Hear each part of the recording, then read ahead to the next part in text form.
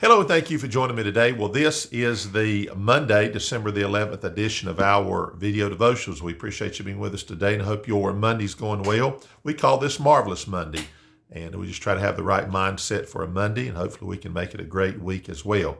Well, it is the beginning of another work week and school week. It won't be long, and those in school will be out for that infamous Christmas and New Year's break, and of course, celebrate Christmas and all of that. So busy times, and be careful in your travels and try to be as healthy as you can be because there is a lot of sickness around. We had quite a few out yesterday in church because one, sickness, and then yesterday we got in about, I guess you'd say about a 24-hour period of time, maybe even less, we got about 3 inches of rain. And it started out kind of warm and about 60. When I got home last night from church, I looked at my weather station, it was 60. And I think we got home, I'm going to say it was around, 7:30, 8 o'clock. And then you could hear the wind started changing. And right as we went to bed, it was about 39. So it dropped quite a bit. And again, about 3 inches of rain. So it is that time of year where we're going to get kind of in the winter mode pretty soon. But enjoy the weather as you can. All right, notice here from the Today book on December the 11th, today's date, 1816, Indiana was admitted to the Union. We used to live in Indiana when we were in Bible college. And then in 1941, Germany and Italy declared war on the United States. And of course, that's part of that World War II era there. All right, we're in the book of Philemon today. We're going to be start in verse number 10. There's really only one chapter. It's just a book with, you can call it either one chapter or no chapter divisions at all. But at any rate, we're going to begin in verse number 10. Try to give you something here that'll be a help and a blessing to you. Otherwise, thank you again for all who watch the videos, and we do appreciate all the interactions that we have, the comments, all of that. We try to respond as we can, and just in general, though, just letting everybody know, thank you for watching.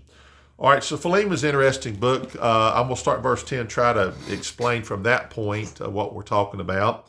And many of you know, if you're familiar with the Bible at all, just a precious book, the book of Philemon. It says, I beseech thee for my son Onesimus, whom I have begotten in my bonds. Now here's what helps us understand the story. Paul is writing to a friend, a fellow Christian by the name of Philemon. And it seems like that Paul, while he was in prison, met someone that had been associated with, worked for, somehow was associated with Philemon. Paul meets Onesimus. We use the word meet. We believe that Onesimus ended up in prison, and Paul was in prison. And we think for two different reasons. Paul, because of the gospel, and it could have been Onesimus had done something criminal, and it may have been the reasons why he had left Philemon anyway. So as I read this, think about it in those terms. So let me read it again, verse 10. I beseech thee for my son Onesimus. Now, we don't believe Onesimus was Paul's physical son, but he says, whom I have begotten in my bonds, meaning that he was born again while I was in prison, and it sounds like Onesimus was there likewise. So he calls him his son, spiritual son. Notice verse 11, which in time past was to thee unprofitable. So it sounds like for some reason Onesimus had either done something wrong or he had left and he was not helping out at all Philemon in either a very strong way. Maybe he had taken something from Philemon, or he just wasn't working like he should. Whatever it is, Paul is making the point there. Evidently, Onesimus had told him that. All right? Onesimus had told Paul that. It says, but now profitable to thee and to me. So it sounds like because he was born again, and that changed everything, and it does. All right? Notice verse 12. Whom I have sent again, thou therefore receive him, that is mine own bowel. So he's sending him back to him. Whom I would have retained with me, that in thy stead he might have ministered unto me in the bonds of the gospel. He says, he could have been a great help to me, but I'm sending him back to you. Verse 14, but without thy mind would I do nothing, that thy benefit should not be as it were of necessity, but willingly. For perhaps he therefore departed for a season, that thou shouldest receive him forever.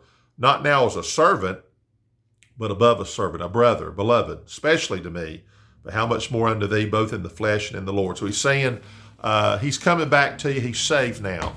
And what he left before, he's coming back differently.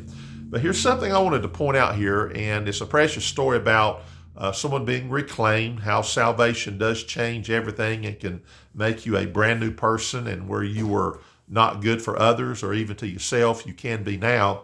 But he said here, but without thy mind would I do nothing. That thy benefit should not be as it were of necessity, but willingly. In other words, he's saying it's up to you. And I'm letting you make the choice, and I'm not making this a forced subject, but rather you make the decision, but there's good reasons for you to make the right decision, which is receive him, and things will work out like it should. I'm just showing here, I guess, to us in the practical sense, one, people that are lost, they can be saved. People that have a past, they can be saved, and you can receive them as they should be differently, because now they have the Lord and they can serve the Lord and do right and be right with God and with others. But also, Paul here, through the Holy Spirit's giving us these passages, is saying, look, but I'm just saying to you, I'm not forcing this on you. I'm not going to try to make you feel bad if you were to make the decision that you don't want him back or you still have hard feelings. But he is saying, but without thy mind would I do nothing. So I think it's good for us to have the attitude that you make the choice, and we want you to do it, and it is your choice. And I want you to know that I will respect your choice. But here's the choice I would like for you to make. So isn't it great when we can talk to people and have a Christian attitude that is, here's some things I want you to do, but you know what?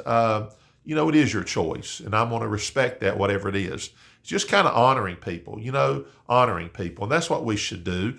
And I guess, in many ways, we have to be very careful about how we speak with people, and especially when we say, here's what you need to do, here's what you ought to do. But here Paul's saying, but you know what? But with your mind, I'm gonna ask you to make that choice, and I'll respect the choice, whatever it is. There's good reasons, but I'm going to honor you and honor what you have to say about it, and respect you like that in that regard. So I just think there's just a good Christian principle. And of course, the other thing is you meet people that may be and have been in a bad situation, a bad way, and you can help make that different by giving them the gospel or helping encourage them to get back where they need to be and making things right. And I think that's good, and that's the way we should be. Well, we're going to stop right there. Hope everybody has a great rest of their day on this Monday. Be safe, be healthy. Of course, be careful as you're out and about. And Lord willing, we'll see you back on what we call Thankful Tuesday. Thank you for joining in. Have a wonderful day.